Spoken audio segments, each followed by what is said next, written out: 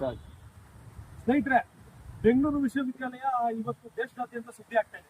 ಯಾಕೆ ಅಂತಂದ್ರೆ ಕಳೆದ ಒಂದು 5-6 ದಿನಗಳ ಹಿಂದೆ 10 ಜನ ಪ್ರಾಧ್ಯಾಪಕರು ತಮಗೆ ಜಾತಿ ತಾರತಮ್ಯ ಆಗ್ತಿದೆ, ನಮಗೆ ಇರ್ತಕ್ಕಂಥ ಅರ್ಹತೆಗೂ ಕಮ್ಮಿ ಇರ್ತಕ್ಕಂಥ ವ್ಯಕ್ತಿಗಳಿಗೆ ಸ್ಟ್ಯಾಚ್ಯೂಟರಿ ಪೋಸ್ಟ್ಗಳಿಗೆ ಸರ್ಕಾರ ಮತ್ತೆ ಯೂನಿವರ್ಸಿಟಿ ಆಡಳಿತ ಆದ್ಯತೆ ಕೊಟ್ಟು ನೂರಾರು ದಲಿತ ವಿದ್ಯಾರ್ಥಿಗಳು ಎಲ್ಲಾ ರೀತಿಯ ಅರ್ಹತೆ ಇದ್ರೂ ಸಹ ಅವ್ರನ್ನ ವಂಚನೆ ಮಾಡ್ತಾ ಇರ್ತಕ್ಕಂಥ ನಡವಳಿಕೆ ಬೆಂಗಳೂರು ವಿಶ್ವವಿದ್ಯಾಲಯ ಮತ್ತೆ ರಾಜ್ಯ ಸರ್ಕಾರದ ಕಡೆಯಿಂದ ನಡೀತಾ ಇದೆ ಅಂತೇಳಿ ಇಲ್ಲಿನ ಪ್ರಾಧ್ಯಾಪಕರು 10 ಜನ ವಿಶ್ವವಿದ್ಯಾಲಯ ಕೊಟ್ಟಿದ್ದಂತ ಅಡಿಷನಲ್ ಜವಾಬ್ದಾರಿಗಳಿಗೆ ರಾಜೀನಾಮೆ ಕೊಟ್ಟು ಒಂದು ಪ್ರತಿರೋಧವನ್ನು ವ್ಯಕ್ತಪಡಿಸಿದ್ದಾರೆ. ಇದಕ್ಕೆ ಪೂರಕವಾಗಿ ಬೆಂಗಳೂರು ವಿಶ್ವವಿದ್ಯಾಲಯದ ಆಡಳಿತ ನಿರಂತರವಾಗಿ ಯಾವ ರೀತಿ ಸಾಮಾಜಿಕ ನ್ಯಾಯವನ್ನ ಕಡೆಗಣಿಸಿದೆ, ಕೆಲವು ಜಾತಿಗಳಿಗೆ ಕೆಲವು ಸ್ವಜನ ಹಿತಾಸಕ್ತಿಯ ಪಾಲನೆ ಮಾಡ್ಕೊಂಡು ಯಾವ ರೀತಿ ಪ್ರಜಾಪ್ರಭುತ್ವ ವ್ಯವಸ್ಥೆಗೆ ದ್ರೋಹ ಬಗ್ಗಿದೆ ಅಂತಕ್ಕಂಥ ಅದಕ್ಕೆ ತಕ್ಕಂತ ಆಧಾರವನ್ನು ಸಹ ವಿಶ್ವವಿದ್ಯಾಲಯದ ಪ್ರಾಧ್ಯಾಪಕರು ಬಿಡುಗಡೆ ಮಾಡಿದ್ದಾರೆ.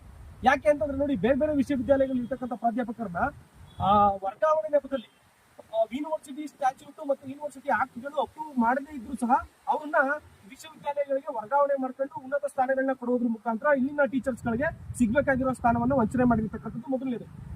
ನಂತರ ಬೆಂಗಳೂರು ವಿಶ್ವವಿದ್ಯಾಲಯಕ್ಕೆ ಸಂಬಂಧಪಟ್ಟಂತೆ ಇದುವರೆಗೂ ಅಂಬೇಡ್ಕರ್ ಭವನ ನೀವು ನೋಡಿದ್ದೀರಿ. ಅಂಬೇಡ್ಕರ್ ಭವನ ಆರಂಭವಾಗಿ 28 ವರ್ಷಗಳೇ ಆಗಿದೆ. ಆದ್ರೆ ಅಂಬೇಡ್ಕರ್ ಭವನಕ್ಕೆ ಒಬ್ಬ ಪರ್ಮನೆಂಟ್ ಟೀಚರ್ ಇಲ್ಲ. ಈ ದೇಶದ ಸಂವಿಧಾನವನ್ನು ಬರೆದಂತ ವ್ಯಕ್ತಿಯ ಒಂದು ಅವ್ರ ಹೆಸರಲ್ಲಿ ಆರಂಭ ಆಗಿರ್ತಕ್ಕಂಥ ಭವನಕ್ಕೆ ಒಬ್ಬ ಪರ್ಮನೆಂಟ್ ಟೀಚರ್ ನೇಮಕ ಮಾಡಿಲ್ಲ ಅಂತಂದ್ರೆ ಇಷ್ಟು ವರ್ಷಗಳ ಕಾಲ ಅದನ್ನ ಹಂಗೆ ಬಿಟ್ಟಿದ್ದಾರೆ ಅಂತಂದ್ರೆ ಯಾವ ಉದ್ದೇಶಕ್ಕೋಸ್ಕರ ಬಿಟ್ಟಿದ್ದಾರೆ?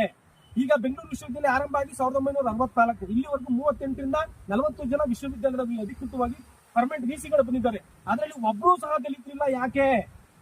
ಆರಂಭದಲ್ಲಿ ದಲಿತರನ್ನ ಓದ್ಕೊಂಡಿರಲ್ಲ, ಓಕೆ, ಈಗ ಯಾರು ಇಲ್ವಾ? ರಾಜ್ಯ ಸರ್ಕಾರದ ಕಣ್ಣಿಗೆ ಕಾಣಿಸ್ತಾ ಇಲ್ವಾ? ಈ ರೀತಿ ನಡವಳಿಕೆಗಳು ಸಮಾಜದಲ್ಲಿ ತಾರತಮ್ಯವನ್ನ ನೀವು ಬಿಡ್ತಾ ಇದ್ದೀರಿ ಅಂತೇಳಿ ಇವತ್ತು ಪ್ರಜ್ಞಾವಂತ ದಲಿತ ಸಮುದಾಯಗಳು ಮಾತಾಡ್ತಾ ಇದ್ದಾವೆ. ಇದು ಯಾವ ಜಾತಿಯ ವಿರುದ್ಧವಲ್ಲ, ಯಾವ ಧರ್ಮದ ವಿರುದ್ಧನೂ ಅಲ್ಲ. ಅವ್ರು ಸಿಗ್ಬೇಕಾಗಿರೋ ಪಾಲನ್ನ ನಮಗ್ ಕೊಡಿ. ಯಾಕೆ ಕೊಡ್ತಾ ಇಲ್ಲ ನೀವು? ನಾವು ಓಟ್ ಹಾಕಿ ನಿಮ್ಗೆ ಅಧಿಕಾರಕ್ಕೆ ಬಂದಿವಿ. ಸರಿಸುಮಾರು 85% ಜನ ಕಾಂಗ್ರೆಸ್ ಸರ್ಕಾರಕ್ಕೆ ಓಟ್ ಹಾಕಿದೀವಿ. ನಾವೆಲ್ಲರೂ ಕಾಂಗ್ರೆಸ್ ಪರ ನಿಂತ್ಕೊಂಡು ನಮ್ಮ ಜನಾಂಗದ ಓಟ್ ಹಾಕಿ ಗೆಲ್ಸಿ ಕರ್ಕೊಂಡ್ ಬಂದ ಪರಿಣಾಮವಾಗಿ ಇವತ್ತು ನಮ್ಮ ಪ್ರಾಧ್ಯಾಪಕರಿಗೆ ಅನ್ಯಾಯ ಆಗಿದೆ. ಅಂದ್ರೆ ಈ ದೇಶದಲ್ಲಿ ಯಾವ ಸರ್ಕಾರಗಳು ದಲಿತರಿಗೆ ನ್ಯಾಯ ಕೊಟ್ಟಿಲ್ಲ. ಎಲ್ರೂ ಅವ್ರನ್ನ ಮಲತಾಯಿ ಮಕ್ಕಳಂತ ನಡೆಸ್ಕೊಂಡಿದ್ದಾರೆ, ಗುಲಾಮಗಿರಿಯಾಗಿ ನಡೆಸ್ಕೊಂಡಿದ್ದಾರೆ. ಈ ಪ್ರಾಧ್ಯಾಪಕರು ಓದಿ ಅತ್ಯುನ್ನತ ವೈದ್ಯತೆಯನ್ನ ಪಡೆದಿದ್ರು ಸಹ ಅವ್ರ ಜಾತಿ ಕಾರಣದಿಂದ ಅವರು ಏನು ಅಂತೇಳಿ ಅವ್ರಿಗೆ ಅವಕಾಶವನ್ನು ವಂಚನೆ ಮಾಡ್ಲಾಗ್ತಾ ಇದೆ.